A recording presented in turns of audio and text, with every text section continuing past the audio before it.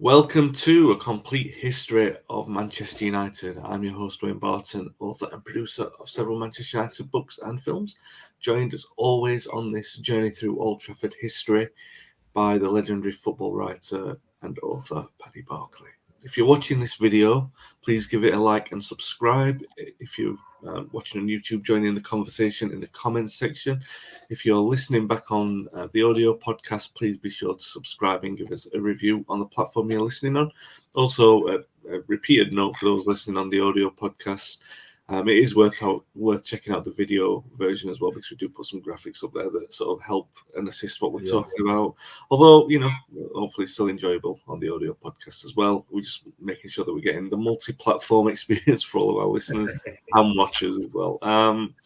Paddy, in the last episode, we took in the 52-53 season and observed as Busby ruthlessly tore apart his title-winning team and the 48 side, as we've mentioned a few times. I mean, it's well sort of documented in United history that the 52 winning team was the 48 side, effectively. Yes.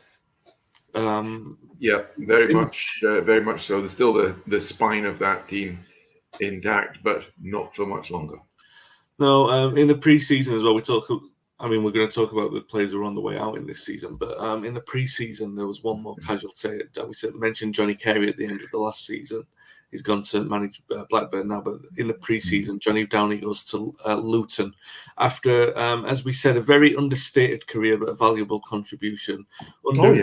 Even maybe by himself, and we talked about Johnny Morris and how confident he was. Yeah.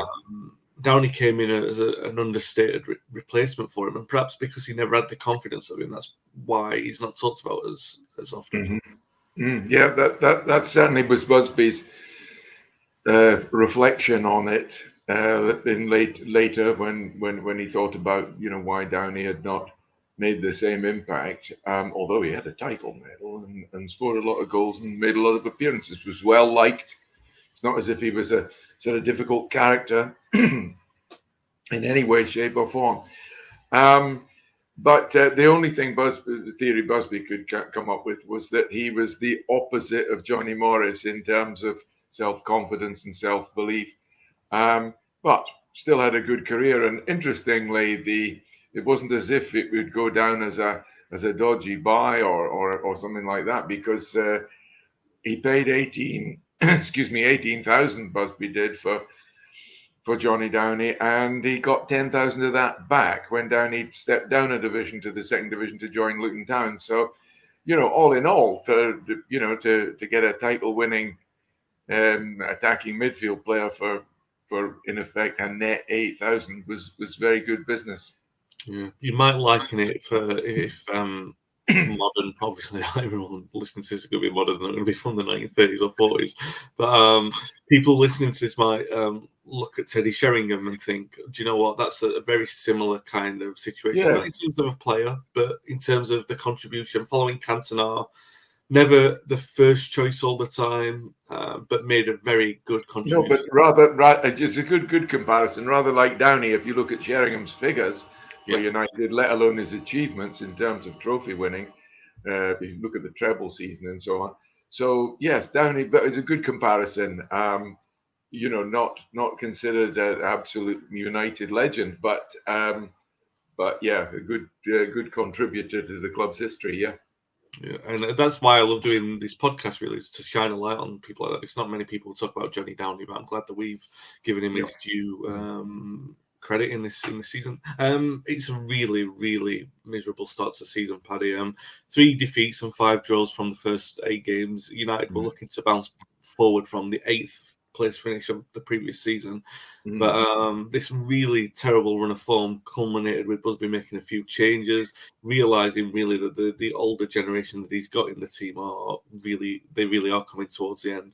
It all culminated, I mean, the form picked up a little bit, but it really all culminated in the late October period, wasn't it? Because there's an uninspiring 1-0 win over Aston Villa where big changes are afoot, because even though they win, they get tons of criticism in the press.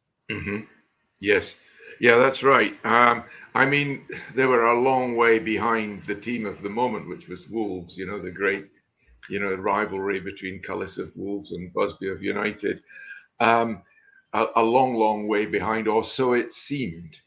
As you rightly say, there were grumbles. The crowds were not good. I mean, there had been a fall since the post-war peak in 1948 in attendances over the peace, but United's had actually fallen a little bit above the average. So there was discontent, and perhaps, except among the really knowledgeable, a lack, despite Busby's contention that there's £200,000 worth of talent in the youth ranks and so on. Despite all of that, there was a sort of, well, that's all very well, but let's see it in the team. Well, as you rightly say, in the autumn, those kids began to graduate en masse into the first team. And it was some people sort of date this from the friendly against Kilmarnock, which was, I think, in November. I'm not sure, late October, November. And Busby was supposed to have thrown the kids in. Well, it wasn't quite as radical as that. At Kilmarnock, Dennis Violet, local product, did come in at the expense of Harry Mcshane, indirectly. And funnily enough, because it was a friendly to open the Kilmarnock floodlights, substitutes were allowed, which of course weren't allowed in first-class matches. And Duncan Edwards came on as sub. So yes, it's fair to date the Busby Babes from that, but the Busby Babes phrase was born a little bit later, because only weeks later, United fielded a young side at Huddersfield.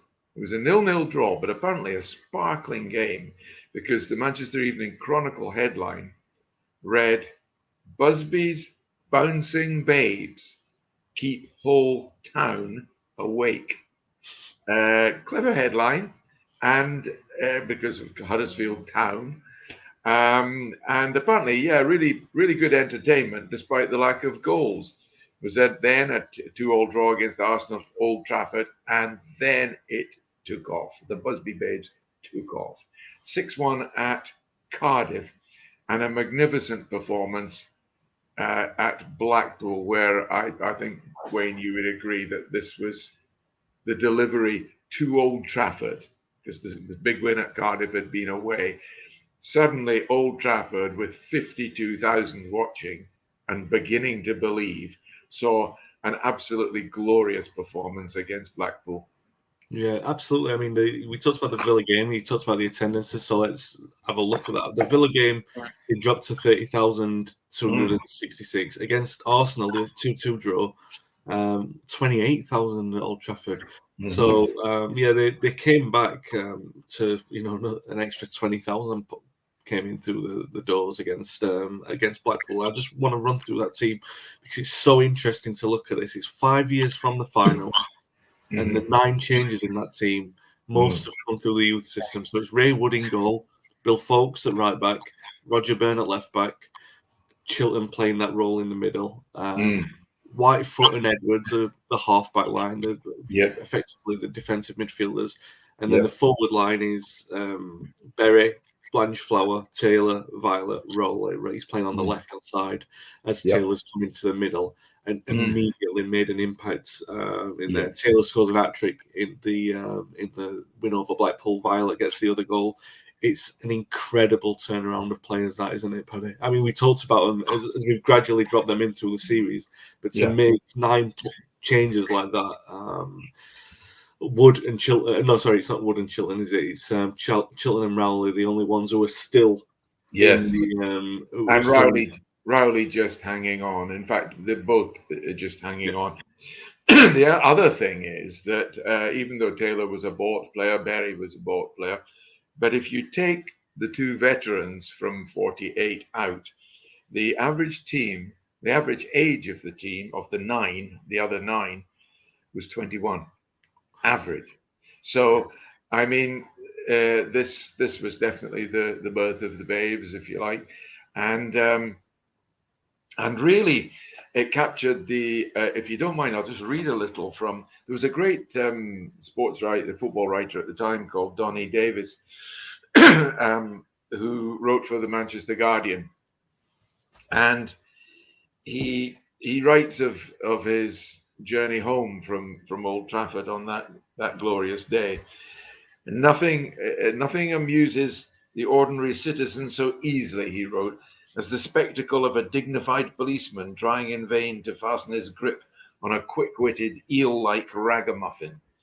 There was some such flavour when Manchester United's team of young hopefuls, steadied by one or two seniors, ran rings round Blackpool to the tune of 4 splendid goals to 1. It was, as one literary gent tried to explain to an open-mouthed bus conductor later in the evening, the apotheosis of the upstart, my friend, the acme of impudence. It gives you a flavour of what that team was like, the cheeky young kids, running rings around. I wonder if the literary gent, by the way, was Donny Davis himself on his way home from the match on the bus up to Prestwich, where he lived. I don't know. But lovely stuff, isn't it? And definitely gives you an air of what it must have been like on that day among the 52,000 at Old Trafford, more or less a capacity crowd.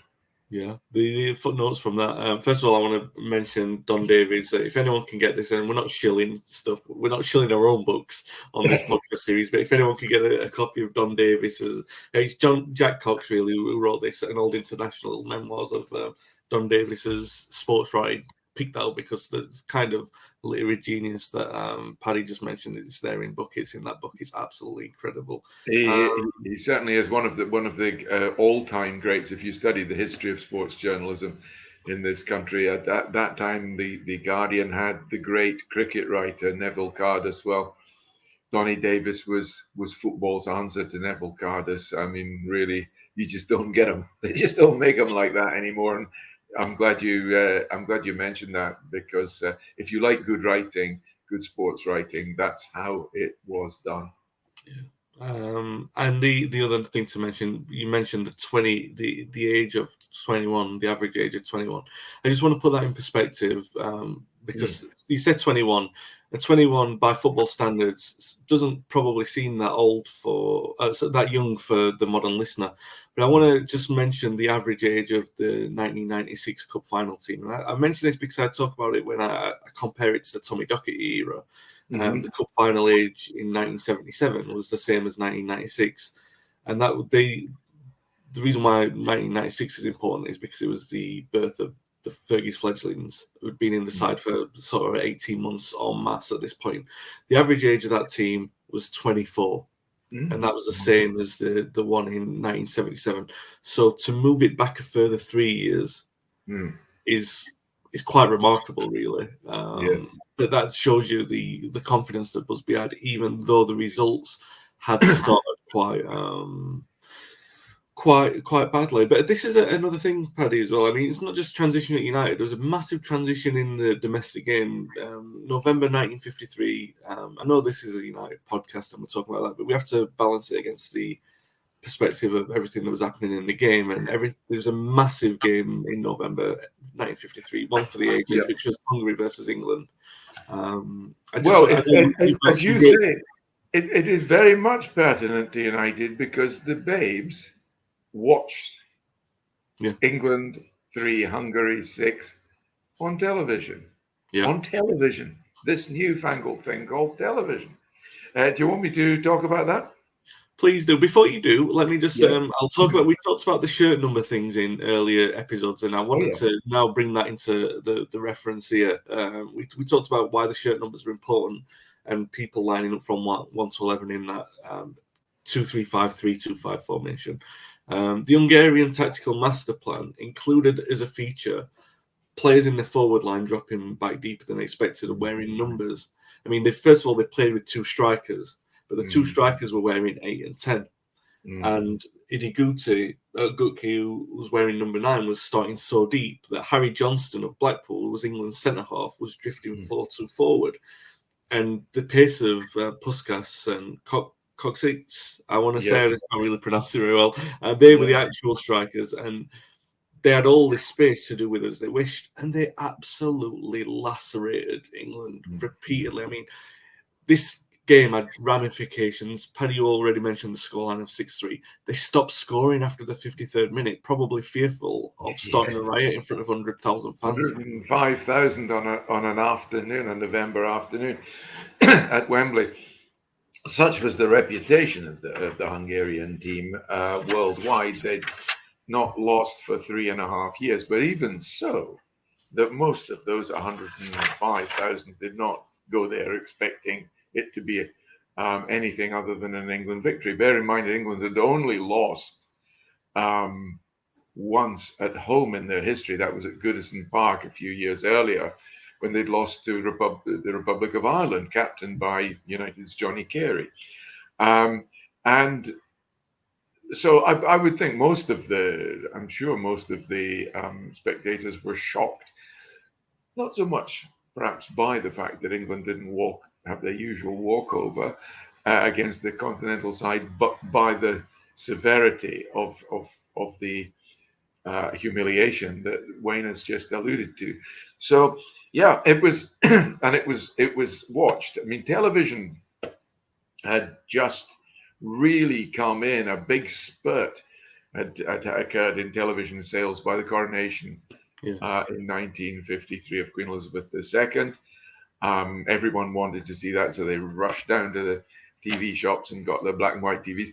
But and football had caught up in the Matthews final, also, in the previous season, 1952-3, Blackpool 4, Bolton Wanderers 3, an obligingly entertaining match, had been televised live.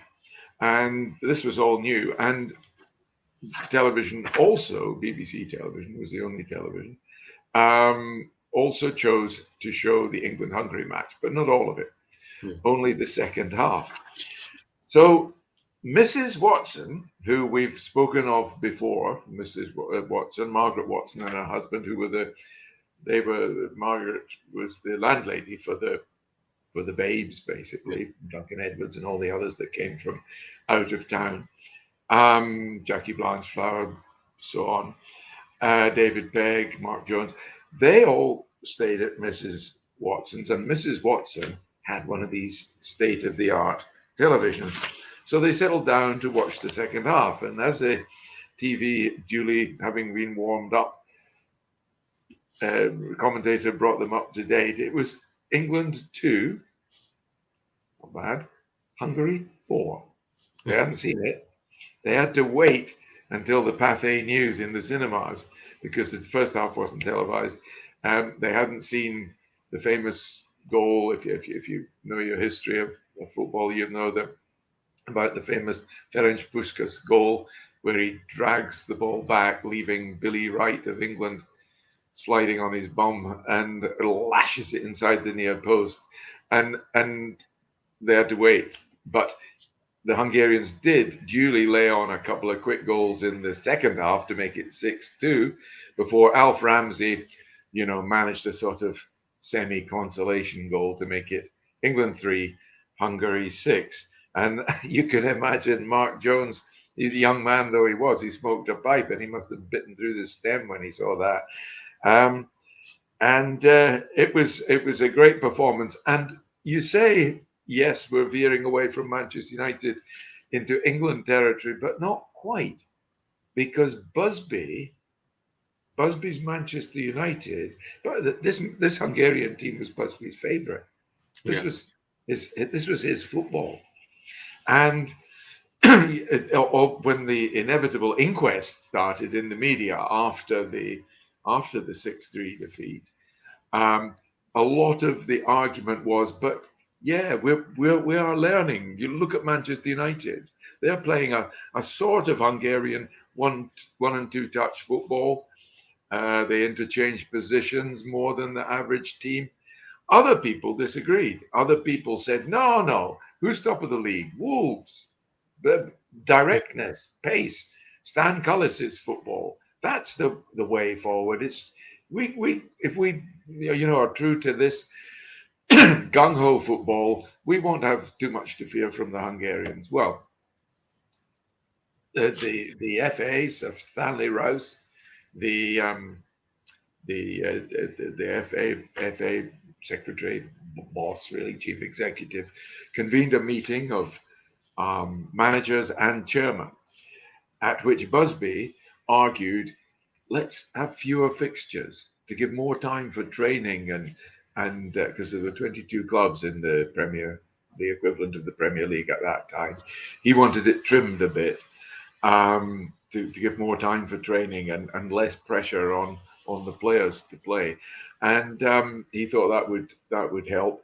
But because there were not only 22 managers there, but 22 chairmen, the chairman thinking, well, we don't want to lose one or two home matches, the revenue from that, they quashed that idea, and it was decades before that that came about. But yes, it was there was a huge debate, and not only that, Busby wasn't the only one who learned from the Hungarians and was influenced by them. Even in Manchester, his friend Les McDowell, another Scot, was the manager of Man City, and he immediately ordered his reserve team to play in this style with the 10 and the 8 as the furthest forward and the number 9, the false 9, dare I say. And at the end of the season, he announced that from then on, the first team would be trained throughout the summer in this system. So it did have a lot to do with. Although it was an England story, it had a lot to do with football in Manchester in particular. Yeah, that would become known as a Revie plan, wouldn't it? And I always loved that because you could really call it the Hidikuti plan, because exactly English football stealing and then famously no, it was ours all along. Blatant plagiarism, yeah, unbelievable. But, as if England, though, to be fair, before we move off the subject of England, we must move to the end of the season and say that England had a chance to get revenge for that 6-3 defeat, because the return match was played in the NEP Stadium in Budapest. Again, a huge crowd turned up, and England lost 7-1. So it was 13-4 on aggregate. It's fair to say that we had something to learn in Britain from the magical Magyars. Yeah, back to United. Yeah, you mentioned though that England, they did take a long time to come out of the dark ages. At first, like that FA stubborn approach, which will be sort of present in United's attempts to get into the European Cup and everything like that. They really tried to double down on the English style, didn't they? Like, oh, we're not going to come out of the dark ages. We're going to just keep persevering with what we want to do. Yes. It was the other thing. There was evidence, I suppose, in Wolves' excellence at that time. The wonderful team, Mullen and Hancock's on the wings, Broadbent, spelling a bit of craft, Wilshaw scoring goals, Swinburne. It was a very, very good side. So I suppose there was an argument which was to be prolonged in friendly matches by Wolves, that their way was still the best way for English football to persevere. Yeah, we'll certainly come to those games as well in due course. Another, just a footnote before we move on to that, he talked about Busby's visionary approach. This all ties into his desire to make Manchester United a more global enterprise, really, because he'd already taken them to America and competed against the great sides of North America and around, but even the poor sides, the college sides and stuff like that. But they were doing it to try and increase brand exposure and everything like that. Yes. Before brand exposure was even a thing. And obviously with the Blue Star tournament, which we'll talk about later on in this episode, they were trying to compete against the European opposition as well. And I know that you have poked fun at me for this one before, but it's kind of why Busby and Murphy got on so well, because Murphy, part of his ideology of football, he really, before Busby had spotted him in Bari, Murphy had learned his coaching. He'd really got the coaching bug when he'd gone to France. He'd seen the Austrian national team training, and they were coached by Jimmy Hogan, who was, of course, was a revolutionary coach with the Austrians and the Hungarians. So Busby and Murphy were well aware of what the Hungarians were going to do to England. Maybe not on the scale in which they did it, but they were well aware that the continental kind of style was the way forward. They shared that ideology completely. That's true. Busby was a Hoganite. If I've just invented that word, but yes, Hogan's sort of pan-European vision of the game, his belief in passing, and was very much Busby's belief too. Yeah.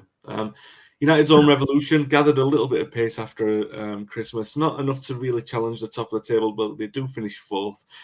I'll tell you, run through some of the score lines, which will sort of give you an indication of how this was going. They scored 5 against Liverpool and Sheffield Wednesday at Old Trafford, but they conceded 5 at Burnley and against Bolton at Old Trafford. So it's obviously teething problems. But given the poor start, fourth is not bad actually, and it's a great tribute to the immediate impact of the Babes.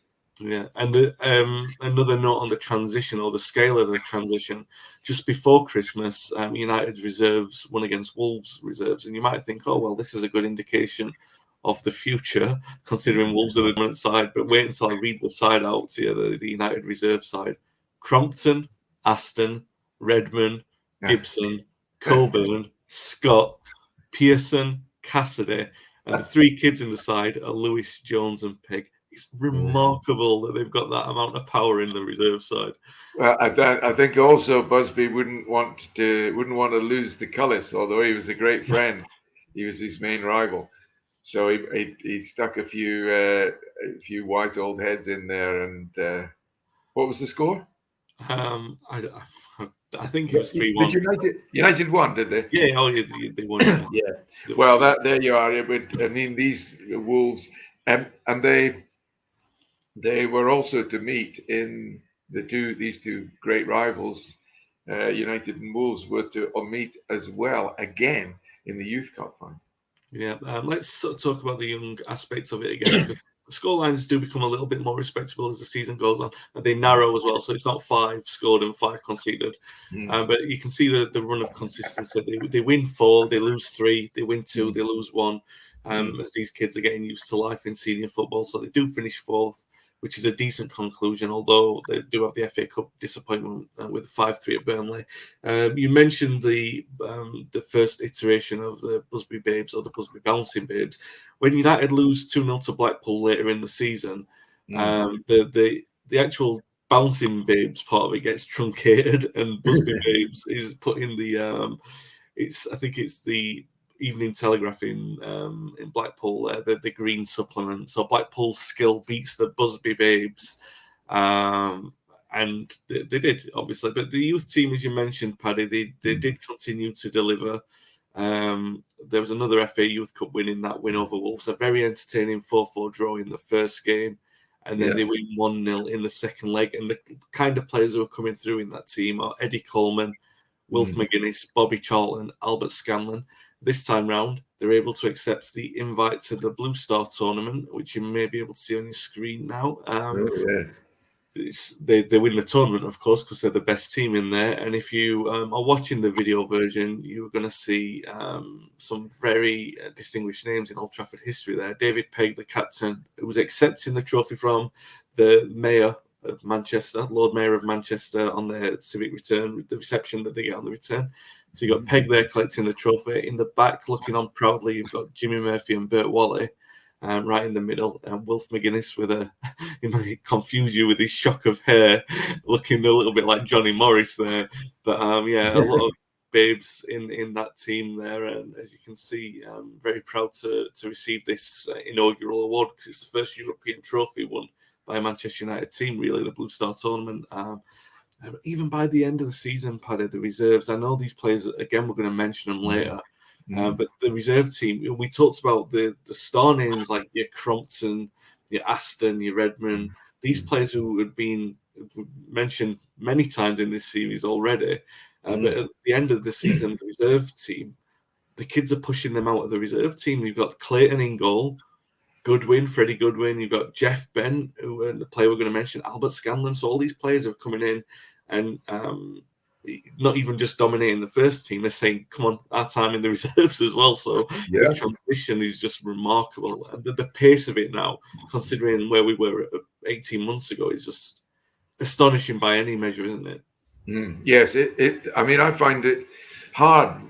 I think we find it hard to keep up with the volume of young players coming through. We're just sort of suddenly chucking in names like Violet Coleman, you know, the David Peck, all of them, sometimes for very sad reasons, destined to become United legends.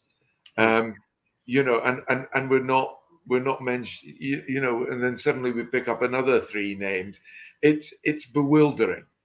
Yeah. It's genuinely bewildering, the prolific nature of the youth development now at Old Trafford. Even greater with Joe Armstrong having joined the thing than it had been in the Louis Rocker days. Extraordinary. Yeah, and the likes of Coleman, by the way, I'm running through these names because they're mentioned in the Blue Star and the Youth Cup. When they're introduced into the first team, don't get worried. We're going to be giving those guys a lot of love, and the due mention that we have for every first team player so far. And well, let's get into that first team player squad then. There's only 2 inductees this season, but I will run through the squad as I normally do while I pop up the first one in there, who is Noel McFarlane, but he's a forward, so I'll get to him in a moment. So the team, Ray Wood is a senior goalkeeper, and as always, I will put up the tactics. I'll talk through the tactics in a moment of the regular first team, but Ray Wood is the first team goalkeeper. 28 appearances in all competitions, 27 in the league. Jack Crompton makes a fair amount of appearances, 15 again as he's on the way out, but he's established himself as by far a more reliable deputy than the erratic number of goalkeepers Busby was bringing through. Reg Allen, obviously, is retired by now after serving the club well and winning the title. John Aston, clearly towards the end now, he scores 2 in 12 appearances in the league. Roger Byrne established as that left-hand side fullback with 3 goals in 41 league appearances, 42 appearances in all competitions. Bill Folkes is at right back, and we'll get to him in a moment when we look at the tactics. He plays 32 games and scores a single goal. He's replaced Tommy McNulty at right back, and McNulty makes just 4 appearances this season without scoring. Billy Redmond, the erstwhile left back, makes a single appearance this season. The half-back line, Alan B. Chilton, 42 appearances, a single goal, 43 in all competitions. Emery Coburn, 18 appearances in the league. Duncan Edwards is sort of hammering these guys out of the way with 25 appearances in the league, and 25 in all competitions, and 24 in the league.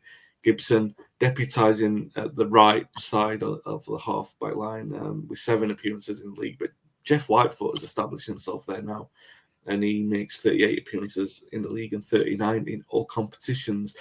The other nominal halfback is Jackie Blanchflower, but he plays predominantly in the forward line this season as Busby's trying to find out a new way to generate the goals in that forward line. He's got the assists from Johnny Berry on the right-hand side, 37 appearances and 5 goals, 38 in all competitions. Blanchflower, by the way, 14 goals in 28 appearances in all competitions, 13 in 27 in the league. Eddie Lewis, 6 appearances, 1 goal in the league and in all competitions. Pegg just reduced to 9 appearances as he's acclimatizing into the first team in a slower pace, dipping in and out. Stan Pearson, another player who's been a veteran and long servant of United, makes just 11 appearances and scores 2 goals. Harry Mcshane, who again we talked about him coming in as a veteran and helping out, 9 appearances, no goals this season. Rowley with 12 appearances and 12 goals, in 36 appearances, 37 in all competitions. Tommy Taylor, top scorer, 23 goals in 36 or 22 in 35.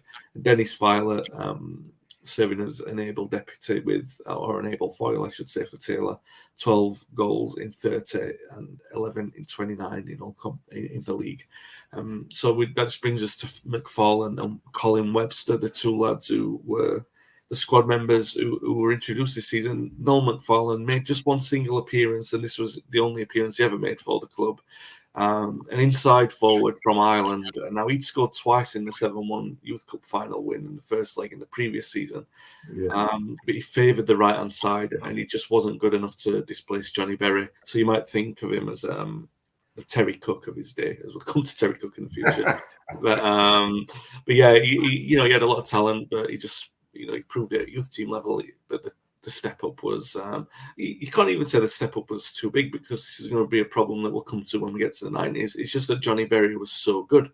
And when you've got a player in the peak of his career like that, then it's very hard to break these in. And by the way, as we come through the coming seasons in the Babes, and when you talk about the ridiculous quality and strength and depth that they've got, this is going to be a common occurrence. Noel McFarlane, one appearance, but definitely worth more than one appearance, I should say, as a United player.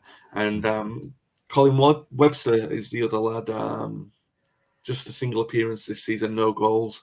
He's a Welsh striker who, like McFarlane, had been tasked with being Berry's understudy and was probably a little bit more equipped for that in the early days. I know he'd make his own name as time goes on. He'd actually been a part-time motor fitter and a reserve at Cardiff, spotted by Jimmy Murphy and signed in the summer of 1952. He did prefer to play through the middle, which is where he'd kind of make his name in the future. But as he was being introduced into the first team, it was as a foil for Berry, just like McFarlane. We've talked through the tactics, and we talked about this before, Paddy and I want to put up I'm going to put up a contemporary diagram of, again, how the tactics were shown in the days. This game at Burnley, which was played in February, 2-0 to Burnley. As you can see, someone scribbled on the thing there, and it looks very much like a 2-3-5.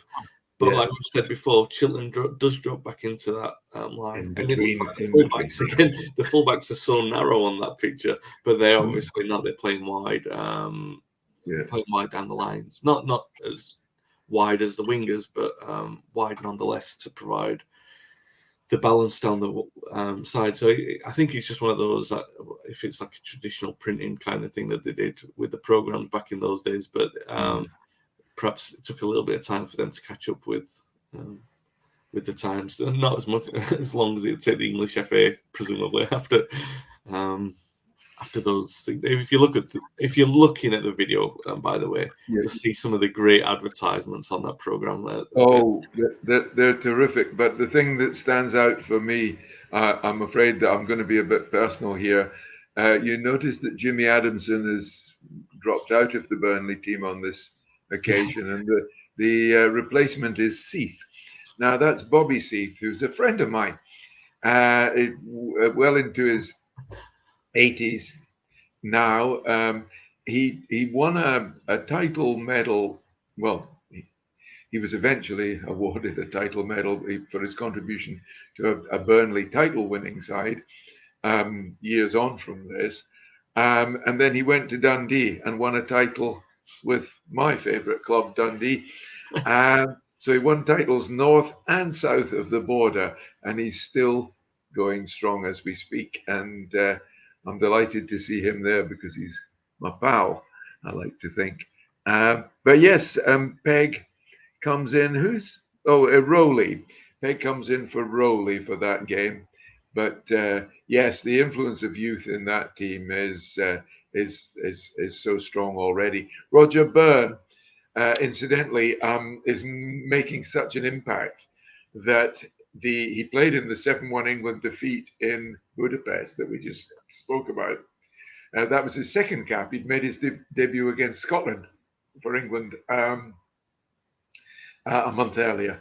So Roger Byrne, as well as having made a huge contribution to United's title-winning team, was establishing himself as a serious England left back at that time. But you can see the changes there. In fact, with Chiltern is the only one of the old 48 team left in that particular side. Well, Jack Crompton, who's in on that day. Yes, sorry.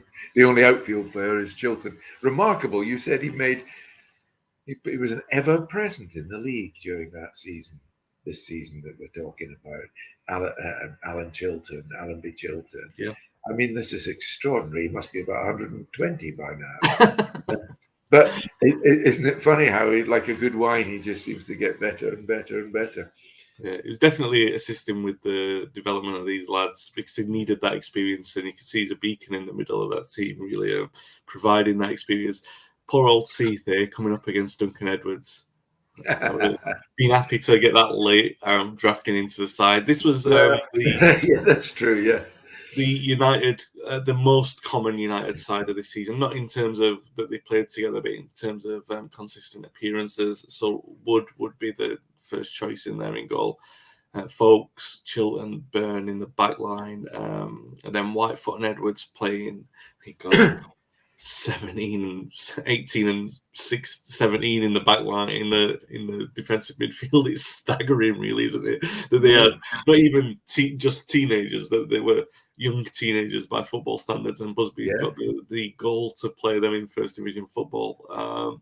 Violet and Blanchflower serving as the inside forwards. Blanchflower, as we said before, does traditionally favour playing a little bit further back, but it shows how good he is as a footballer, that he, and how strong he is as well, that he can play further forward. It's interesting. There's just no experience. If you look at the midfield four, there's just what would the average age of that be? It'd be under 20. Yeah.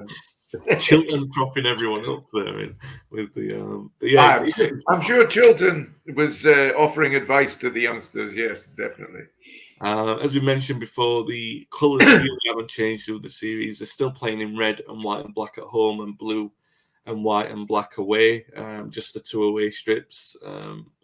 And the average attendance for this season, 33,590, which is very much reflective of those difficult days in the middle of the season, really, when the fans were not quite sure how everything was going, and not really if they're ready to pay that kind of patience or see, you know what I mean. They were a bit concerned about the drop in form, and they weren't quite convinced that the young players coming in were ready to take that step up. But as we see, the attendances did sort of pick up a little bit as they did become a little bit more convinced. And the United review, as we mentioned before, and I'll probably pop up an image of this in future episodes, that is still not changed from the traditional handshake that we showed in the first episode. So tradition running right through Old Trafford at the moment. But yeah, that's it for United this season. In terms of key results, Paddy, the Villa one is always seen as the notable game, with the friendly in the midweek at Kilmarnock, and then the 0-0 draw at Huddersfield the following week. That's the week that's seen as a sliding doors moment in the club's history. And if like you said, it's probably not factually accurate in terms of the number of changes, that it's been such a gradual moment, that it's probably that moment in time where Busby had said, no, I'm all in with the kids and we'll make this transition a proper one now, as indicated by the fact that the reserve team was populated mostly with the footy. So elsewhere in England, Wolves win the league, West Brom win the FA Cup in a Midlands clean sweep. We talked about Spurs and Newcastle doing the perennial trophy Mr. Outers in the early season. What a success for the Midlands this time round, but United obviously do have that success in the FA Youth Cup, which is going to reap dividends for them in the future. England, like I said, hoping for revenge, went to Hungary in May and lost 7-1. The Youth Cup final, though, was although it was, it was again the rivalry, the Cullis Busby rivalry, but much closer than the previous one. It was a 4-4 draw at Old Trafford, and then 29,000 turned up at Molineux to watch what they hoped would finally be a Wolves win over United in the Youth Cup, but a David Pegg penalty took the trophy back to the cliff, and this was Busby just hinting that he would be the winner of the Busby-Cullis rivalry, which at the moment stands at each manager has one league title and one FA Cup. So still a lot to play for. Oh, by the way, just one other thing about if we're talking about football generally, Preston North End lost the cup final to, as you say, West Bromwich.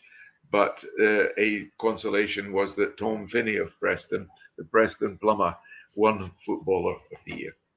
Fantastic stuff. Hope you've enjoyed this. It's been a wide-ranging, nostalgic episode, this one, because we've touched on many things. And let's hope that United are going to be, let's hope. No spoilers, but maybe Busby can tip the Cullis rivalry in his own favour in the future episodes. If you're watching this video, please do give it a like and subscribe and join in the conversation, as I said, in the comment section. If you're listening back on the audio podcast, please be sure to subscribe on that platform and give us a review on the platform that you're listening on. Thanks for watching, thanks for listening, and we'll be back